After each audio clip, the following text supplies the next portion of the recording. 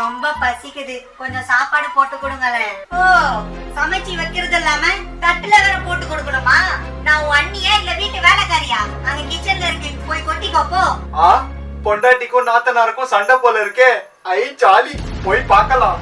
அண்ணி, இப்படி எல்லாம் பேசாதீங்க. சாப்பாடு போட்டு கொடுக்கறதா இருந்தா போடுங்க, இல்லன்னா இல்லன்னு சொல்லிடுங்க.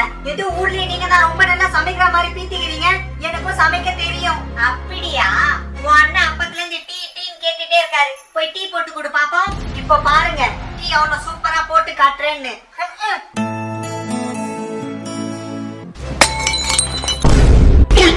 ஐயோ ஐயோ, எங்க அம்மா சீரா கொடுத்த கண்ணாடி கப்பெல்லாம் உடைச்சிட்டியேடி. அது 1000 ரூபாய் இருக்கும். இப்ப யார் அதுக்கெல்லாம் காசு கொடுப்பா?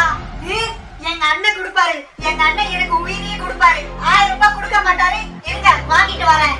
அண்ணா, நீ ஒன்னும் சொல்ல வேணாம், எல்லாம் நான் கேட்டுட்டு தான் இருந்தேன். இந்த 1000 ரூபாய் எடுத்துட்டு போய் மூஞ்சில கடாசு. சரி அண்ணி, என்னங்க நீங்க கேட்ட 1000 ரூபாய்? 500 ரூபாய் உங்களுக்கு, 500 ரூபாய் எனக்கு. எப்படி என் பிளான்? சூப்பர்.